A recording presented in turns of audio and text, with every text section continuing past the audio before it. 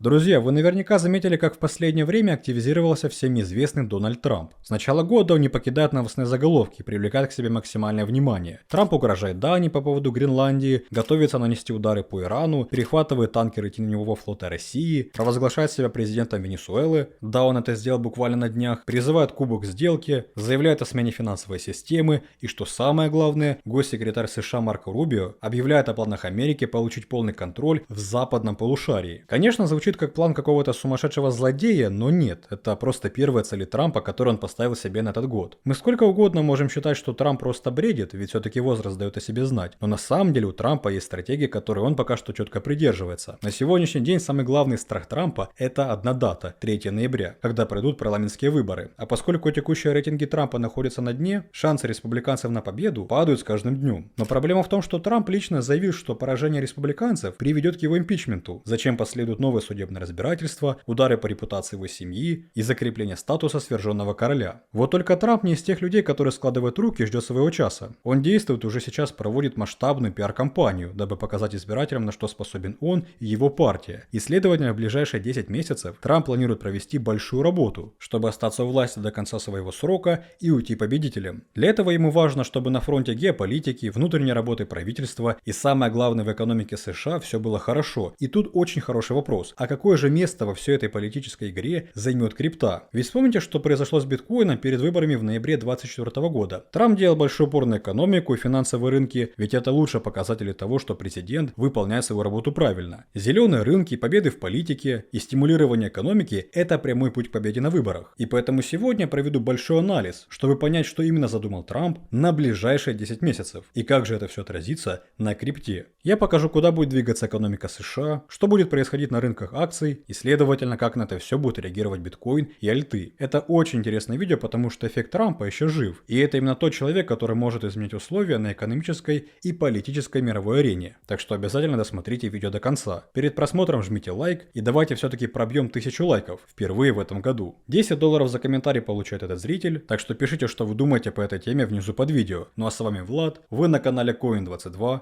мы начинаем. Что ж, за первые 2 недели года Трамп действительно поднял шум и не покидал новостные заголовки СМИ. И, кстати, все новости, которые связаны с Трампом и не только, публиковали редакторы моего телеграм-канала. Вообще у нас лучший телеграм по крипте, поскольку там оперативно выкладывается вся актуальная информация, покупки больших фондов, сделки китов, мои личные позиции и много всего другого, что позволяет каждому из вас зарабатывать на крипторынке вместе со мной. Поэтому, кто еще не подписан и все это пропускает, обязательно подпишитесь. Но поскольку у меня канал больше про крипту, мы особо не будем вникать в геополитику Трампа, а лучше сделаем упор на экономику, которая выступает фундаментом нашей криптовалюты, что я очень хорошо доказал в прошлом ролике. Смотрите, буквально в понедельник появилась информация, что Минюст США возбуждает уголовные дела против ФРС и самого Пауэлла. Причиной стала дорогостоящая реконструкция здания на $2 миллиарда. Мол, на этом ремонте начали воровать и решили провести расследование. Но Пауэлл заявил, что это очередное давление Трампа на ФРС, чтобы добиться снижения ставок. Кто не знает, ФРС это независимый орган от правительства США, который не выполняет интересы президента. Но сейчас Трампу очень нужны низкие ставки, чтобы простимулировать экономику США, тем самым получить поддержку на выборах со стороны большого бизнеса и всего экономического сектора, в том числе и обычных избирателей, что по сути является основной массой для того, чтобы получить победу. Но Пауэлл идти на его поводу не желает, и поэтому Трамп ждет подмогу от своего нового засланного казачка ФРС Кевина Хассета, который должен занять свой пост уже в мае. И это событие способно перевернуть не только фондовые рынки, но и крипту. Если опираться не на слухи, а на его публичное заявление, то позиция Хассета предельно понятна. Он прямо говорил, что при замедлении инфляции ставка ФРС может и должна быть снижена, потому что избыточно жесткая политика душит экономический рост. По его логике, ставка это не инструмент наказания экономики, а инструмент ее ускорения. И если инфляция действительно находится в диапазоне около 2%, то текущие уровни ставки выглядят очень высокими. Теперь к цифрам. На старте 2026 года ключевая ставка ФРС находится в диапазоне 3,75%. Даже умеренный сценарий, который закладывают аналитики, предполагает снижение на 1,5%. Это означает движение в зону 2,5%, а в более агрессивном варианте вплоть до 2%. И как раз таки именно такой сценарий рынок начинает ассоциировать непосредственно с Хассетом, как главой ФРС. Важно понимать масштаб эффекта. Снижение ставки на каждый 1% уменьшает стоимость обслуживания долга США примерно на 300-350 миллиардов долларов в год в среднесрочной перспективе. Это колоссальные деньги, которые высвобождаются в бюджете, в корпоративном секторе и у потребителей. Более дешевые кредиты, рефинансирование ипотеки, рост корпоративных заимствований вложений, все это напрямую разгоняет экономическую активность. Дальше ликвидность. В декабре 2025 года ФРС завершила фазу количественного ужесточения. Это значит, что ежемесячные оттоки ликвидности через балансы ФРС прекращаются. Даже без запуска нового стимулирования финансовая система перестает терять десятки миллиардов долларов ежемесячно. В сочетании со снижением ставки это уже выглядит как мягкое денежное разворотное движение. Добавим сюда действия Минфина США. Программы выкупа облигаций позволяют управлять кривой доходности и ликвидностью рынка. Потенциальный объем таких операций до 340 миллиардов в квартал. Это не прямые деньги в экономику, но это стабилизация ключевого рынка, от которого зависят ставки по всему миру. И, конечно, фискальный фактор. Дефицит бюджета США остается экстремально высоким. Только за первые месяцы нового финансового года заимствования измеряются сотнями миллиардов долларов. В годовом выражении дефицит продолжает находиться в диапазоне 6-7% ВВП, что само по себе является мощным стимулом для экономики. По сути, государство уже заваливает экономику деньгами, а более мягкая политика ФРС лишь усиливает данный эффект. И здесь мы возвращаемся к Хассету. В преддверии парламентских выборов 3 ноября администрации Трампа нужна сильная экономика, растущие рынки и позитивный финансовый фон. Хассет идеально вписывается в эту задачу, потому что его подход – это ставки вниз, ликвидность вверх и поддержка роста, а не борьба с инфляцией любой ценой. Именно поэтому рынок начинает закладывать сценарий, при котором в 2026 году экономика США может получить сотни миллиардов долларов косвенных стимулов через снижение ставок, остановку жесткой политики ФРС и дефицитный бюджет. И именно этот сценарий сейчас постепенно перетекает в цены активов, особенно в те рынки, которые сильнее всего реагируют на рост ликвидности, а именно акции крипта. Если переложить экономику политики Трампа и потенциального главы ФРС Кевина Хассета напрямую на цифры для крипты, картина получается очень показательная. Снижение ставки ФРС на 1,5% высвобождает сотни миллиардов долларов ликвидности за счет удешевления кредитов, рефинансирования долга и падения доходности по облигациям. Исторически от 3 до 5% этой новой ликвидности перетекает в высокорискованные активы. В первую очередь в акции и часть достается крипте. Если брать консервативный сценарий, то при смягчении политики в 2026 году крипторынок может получить 150-300 миллиардов долларов нового капитала только за счет перераспределения потоков из облигаций кэша. В более агрессивном сценарии, если снижение ставки будет ближе к 150 базисным пунктам, а количественное ужесточение окончательно остановится, этот приток может вырасти до 400-600 миллиардов долларов за цикл. Для понимания всего масштаба, приток даже 200 миллиардов долларов – это десятки процентов роста от текущей капитализации рынка, а 500 миллиардов долларов – это уже условия для полноценного бычьего цикла, где деньги заходят не точечно, а системно. Конечно, нужно понимать, что этот потенциальный приток пойдет не за раз, а все будет постепенно, но сам факт улучшения условий в экономике – это уже хорошо. Да, на данный момент это слабо отражается на крипторынке, и биткоин по-прежнему стоит, ожидая притока реальных денег. Флэт на рынке – это не лучший сценарий для холдеров, потому что портфели просто стоят, но зато это отличные возможности для трейдеров, чтобы зарабатывать на торговле в небольших диапазонах. И если вы до сих пор не знаете, как это делать правильно, для этого есть наша подписка Coin22 Pro, которая специализируется на трейдинге. Сейчас мы торгуем на ретестах и зарабатываем на лонгах, как, например, на скачке цены DOT выше уровня 2.10. Также у нас были и шорты, одним из которых стал Aptos, который не удержал уровень 1.80. Ну и перед тем, как я начал писать видео, мне прислали отчет в виде вот таких профитных сделок. Я сам очень часто торгую, особенно сейчас, когда мой портфель просто стоит. Кстати, мы также помогаем собирать спотовые портфели, индивидуально под ваш депозит. А для всех новичков у нас есть обучение, сопровождение и поддержка на всех этапах работы. Не переживайте, один на один с рынком вы точно не останетесь. Поэтому, друзья, пока рынок не ушел вверх, лучше всего зарабатывать на торговле, переводить капитал в спот и ждать бычку. Так делаю лично я. И если вам интересно узнать об этом более подробно, напишите по ссылке в описании, и мы наглядно покажем, как же это работает на практике. Но пока я продолжу разбирать планы Трампа на 2026 год.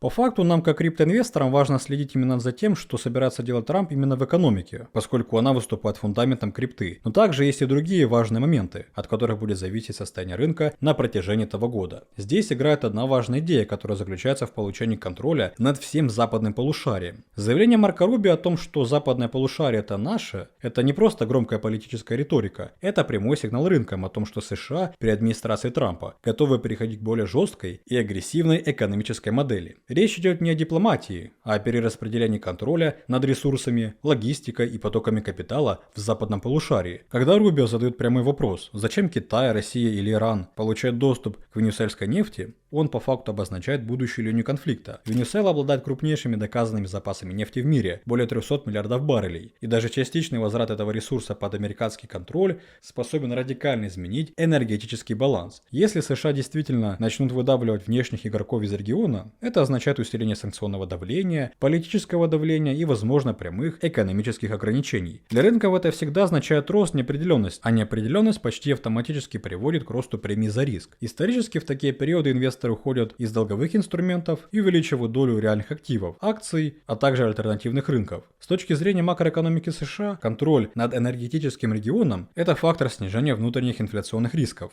Более дешевая нефть и стабильные поставки снижают себестоимость производства, транспортные расходы и давление на ИПЦ. Каждый минус 10 долларов в цене нефти способен снижать инфляцию в США примерно на 0,2-0,3% в годовом выражении. Это напрямую развязывает руки ФРС для более мягкой политики и ускоряет сценарий снижения ставок. Но есть и обратная сторона. Эскалация в геополитике почти всегда приводит к росту бюджетных расходов. Военные бюджеты, субсидии, поддержка союзников и энергетическая инфраструктура – все это финансируется через дефицит. Уже сейчас дефицит бюджета США превышает 6% ВВП, а дефицит – это по сути постоянное вливание денег в экономику. Для фондового рынка такая политика создает неопределенность, но в целом бычью среду. Энергетические компании, оборотный сектор и промышленность получают прямые выгоды. Исторически в периоды роста напряжения в геополитике оборотный сектор США показывал опережающую динамику рынка на 10-20% в годовом выражении. Деньги идут туда, где есть гарантированный государственный спрос. Теперь самое важное – влияние на крипту. Крипторынок не реагирует напрямую на заявления политиков, но он крайне чувствителен к последствиям. Нестабильность в геополитике, рост дефицита, давление на традиционные валюты и ожидание более мягкой политики ФРС – это идеальная среда для роста альтернативных активов. В периоды усиления конфликтов в геополитике и расширения санкций, капитализация крипторынка росла быстрее фондового рынка, потому что крипта воспринимается как наднациональный актив. Если США реально перейдут к модели жесткого контроля западного полушария, рынки начнут заранее задавать рост глобальной фрагментации. А фрагментация – это всегда рост спроса на активы вне банковской системы. Даже перераспределение 1-2% мировых финансовых потоков в сторону крипты означает сотни миллиардов долларов притока капитала. Именно поэтому такие заявления, как у Рубио, нельзя воспринимать просто как политическую риторику. Это фундаментальный сигнал о том, что США готовы усиливать давление, увеличивать расходы и бороться за контроль над ресурсами. А каждый такой шаг, как правило, усиливает инфляционные и долговые перекосы в системе, что в конечном итоге играет на руку акциям, сырью и криптовалюте. Для инвесторов ключевой вывод простой. Мир входит в фазу, где политика и экономика снова сливаются в одно целое. И в такой среде выигрывают те активы, которые лучше всего адаптированы к росту ликвидности, дефицитов, а также рисков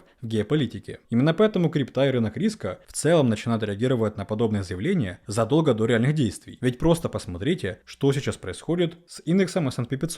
Он продолжает расти и пробивать новые максимумы. Из последних новостей сейчас обсуждают потенциальные удары США по Ирану, где продолжаются митинги. Заявление Трампа о возможном силовом сценарии против Ирана рынки воспринимают не как конкретный военный план, а как сигнал резкого роста геополитической ставки. Для финансовых рынков важен не сам конфликт, а цепочка последствий, которые он запускает, от нефти, инфляции до бюджетных расходов и потоков капитала. Иран – это одна из ключевых энергетических точек мира. Доказанные запасы нефти превышают 150 миллиардов баррелей, а географическое положение страны критично из-за Ормузского пролива, через который проходит 20% мировой торговли нефтью и почти треть глобальных поставок СПГ. Любая угроза военного давления в этом регионе автоматом закладывает в цены как риск перебоев, даже если по факту поставки не останавливаются. Рынок нефти в таких условиях реагирует не постепенно, а сказочно быстро. Эскалация геополитики на Ближнем Востоке всегда приводила к росту цен на нефть в диапазоне 20-40% за короткий промежуток времени. При базовой цене 60-65 долларов за баррель движение в сторону 80-90 долларов означает резкий рост издержек по всей цепочке, от ликвидности до производства и потребления. Как я сказал, для экономики США каждый рост нефти на 10-20 долларов добавляет порядка 0,2-0,3% инфляции ПЦ, усиливает давление на финансовые условия. Но ключевой момент здесь в том, что рынок всегда мыслит дальше первого шока. Если США получают рычаги влияния на иранский нефтяной сектор или приводят к власти более лояльное правительство, долгосрочные ожидания начинают смещаться в сторону стабильных поставок и снижения рисков. Это создает базовую модель. Сначала скачок волатильности и рост цен, затем переоценка и потенциальное снижение нефти на горизонте. С точки зрения экономики США такой сценарий почти гарантирует ускорение роста государственных расходов. Военные операции, безопасность судоходства, поддержка союзников, союзников и контроль региона требуют финансирования. Напоминаю, уже сейчас дефицит бюджета США находится в диапазоне 6-7% ВВП, и военная эскалация легко добавляет к нему еще 1-2%. По сути, это означает дополнительный денежный импульс в экономику через государственные траты. Фондовый рынок в подобных условиях реагирует нелинейно. Широкие индексы на первом этапе обычно испытывают давление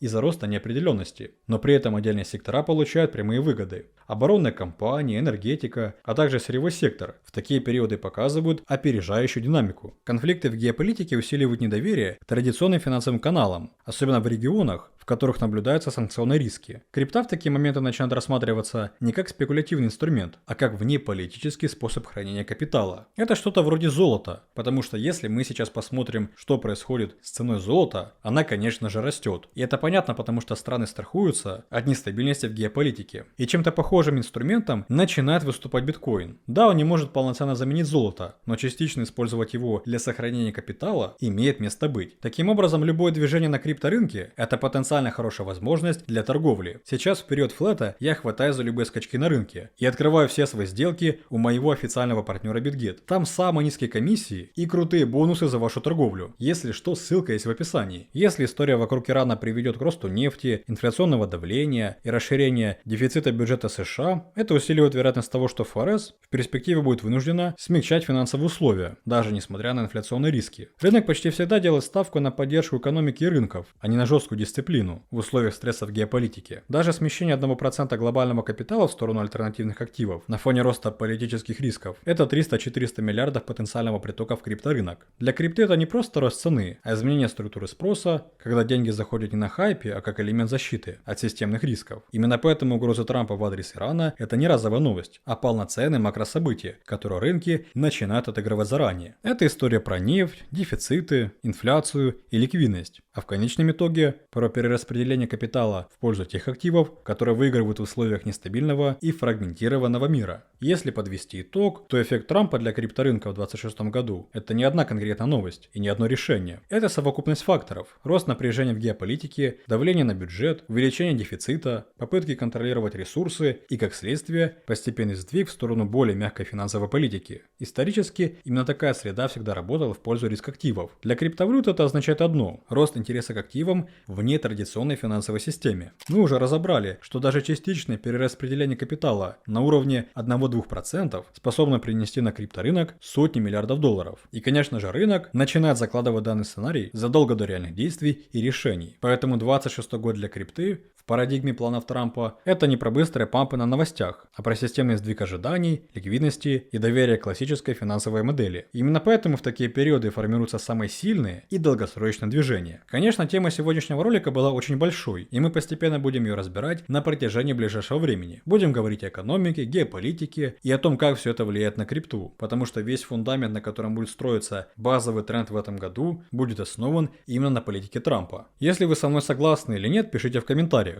Мне, честно, будет интересно почитать, что вы думаете по этому поводу, потому что тема реально важная. Также не забудьте подписаться на канал, поставить видео лайк, нажать на колокольчик, чтобы не пропускать новые видео, ну и, конечно же, переходите в мой телеграм. Там все публикуется в режиме онлайн, и я всегда на связи. Вам, друзья, спасибо за просмотр, всем желаю удачи, до скорых встреч.